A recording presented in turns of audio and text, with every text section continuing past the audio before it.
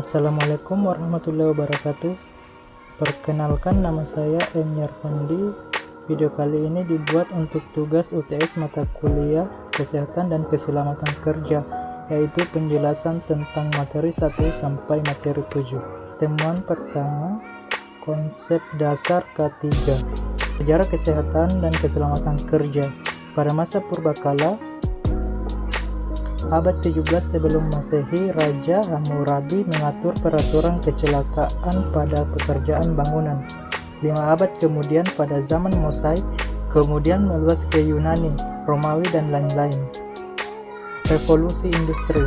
Revolusi industri pada abad 18, 1750 sampai 1850, gerakan sosial menghasilkan undang-undang perawatan kesehatan dan moral pekerja pabrik.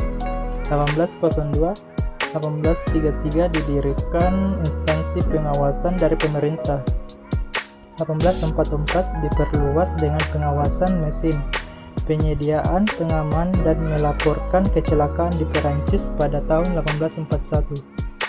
Di Rusia tahun 1845, tahun 1853 di Düsseldorf, dan tahun 1869 kecelakaan dalam industri dan penyakit akibat kerja.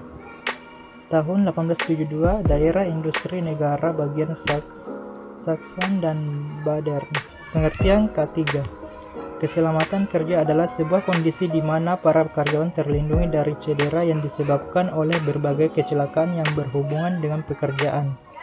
Kesehatan kerja adalah sebuah kondisi di mana para karyawan terbebas dari berbagai penyakit fisik dan emosional yang disebabkan oleh pekerjaan. Secara filosofi, K3 adalah upaya untuk menjamin keselamatan dan kesehatan tenaga kerja dan manusia pada umumnya, hasil karya dan budayanya menuju masyarakat yang sejahtera. Tujuan K3 yaitu secara universal mencegah terjadinya kecelakaan, mencegah agar kecelakaan yang serupa tidak terulang kembali, menjamin pekerja dapat mengembangkan potensinya sesuai harkat dan martabatnya sebagai manusia. Tujuan Undang-Undang Nomor 1 1970 agar setiap TK terjamin keselamatannya untuk keserah hidup dan meningkatkan produksi kerja serta produktivitas nasional, agar orang lain yang berada di tempat kerja terjamin keselamatannya, agar sumber produksi dapat dipakai secara aman dan efisien. Prinsip K3 yaitu: pertama, setiap pekerjaan bisa dilakukan dengan selamat. Kedua, kecelakaan pasti ada sebabnya. Ketiga, penyebab kecelakaan harus dicegah atau ditiadakan. Keempat, mengetahui pekerjaan yang akan dilakukan. Kelima, mengetahui langkah atau tahapan pekerjaan tersebut. Keenam, mengetahui bahaya dari pekerjaan yang dilakukan. Ketujuh, mengetahui cara mengendalikan bahaya-bahaya tersebut. Ruang lingkup keselamatan kerja dalam segala tempat kerja, baik di darat, di dalam tanah, di permukaan air, di dalam air maupun di udara, yang berada di dalam wilayah kekuasaan hukum Republik Indonesia. Undang-Undang Nomor 1 1970. Faktor penyebab kecelakaan kerja yaitu tenaga kerja, alat, dan bahan. Sekarang pada materi kedua yaitu peraturan perundangan terkait K3.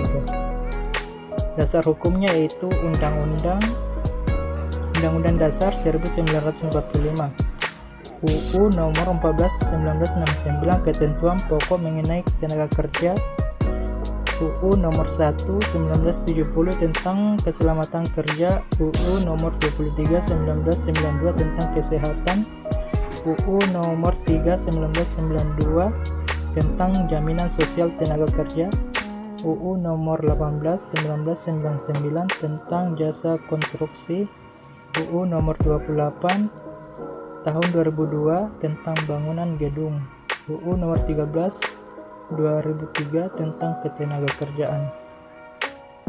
Pasal 27 ayat 2, tiap-tiap warga negara berhak atas pekerjaan dan penghidupan yang layak bagi kemanusiaan.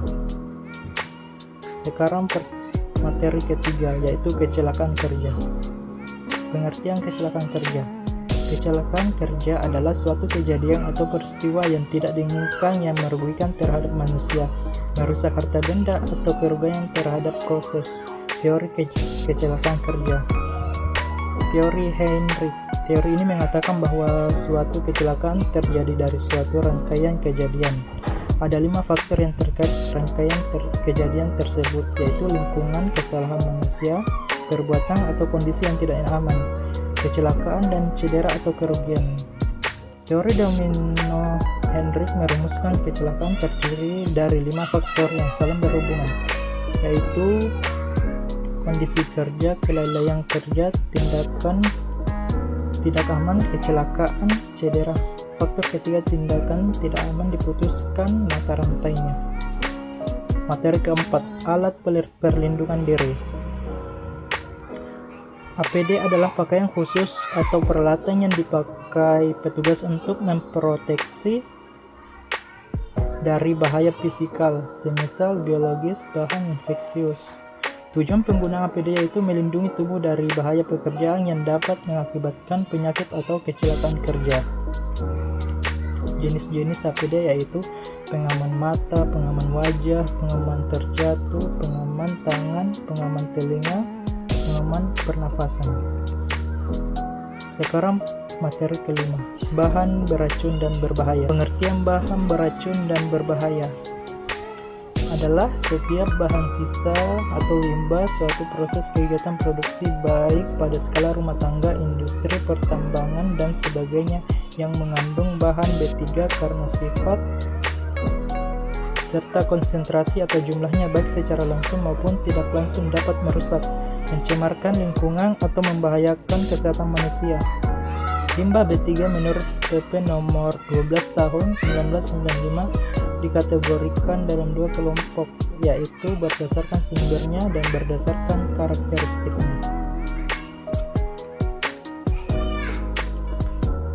Materi ke-6, pengendalian kebakaran. Pengendalian kebakaran. Pengertian kebakaran adalah api yang tidak terkendali. Kebakaran terjadi karena ada 3 unsur yang bertemu, yaitu bahan bakar, udara, dan titik nyala. Klasifikasi kebakaran. Kebakaran kelas A, kebakaran yang disebabkan oleh benda-benda padat, misalnya kertas, kayu, plastik, karet, busa, dan lain-lainnya. Kebakaran kelas B, kebakaran yang disebabkan oleh benda-benda mudah terbakar berupa cairan, misalnya bensin, solar, minyak tanah, spiritus, alkohol, dan lain-lainnya. Kebakaran kelas C, kebakaran yang disebabkan oleh perlengkapan listrik seperti motor, generator, kabel, saklar, PHB, dan peralatan elektronik lainnya. Pemadaman kebakaran. Ada 3 tahap pemadaman kebakaran yang berkaitan dengan tahap terjadinya kebakaran. Tahap tersebut meliputi memadamkan api tahap dini, mencegah api tumbuh, mengontrol asap. Sekarang materi terakhir, yaitu materi ke-7, ergonomi. Pengertiannya, definisi ergonomi menurut Woodside dan Kochurek 1997 adalah kajian yang integral antara pekerjaan, alat, tempat, dan lingkungan kerja, yaitu lingkungan di mana pekerja dapat melakukan pekerjaannya dengan aman dan nyaman. Hubungannya, sistem manual. Pada sistem ini, input akan langsung menjadi output. Sistem mekanik. Sistem ini sering disebut semi otomatis. Sistem otomatis. Pada sistem otomatis, mesin mampu melaksanakan semua fungsi mulai sensor, pengambilan keputusan maupun aksi. Pengelompokan bidang kajian ergonomi. 1. File kerja, antropometri, biomekanika, pengenderaan, dan psikologi kerja. Prinsip penerapan ergonomi. 1. Bentuk dan ukuran alat serta fasilitas agar disesuaikan dengan bentuk dan ukuran tubuh tenaga kerja. Menghindari kontraksi statis sedapat mungkin, tak melebihi 15% kekuatan maksimal. Usahakan posisi dan sikap tubuh yang alami waktu bekerja. Sedapat mungkin menghindari sikap berlebihan saat bekerja. Pengaturan irama kerja agar sesuai dengan irama pemulihan. Sekian dan terima kasih. Wassalamualaikum warahmatullahi wabarakatuh.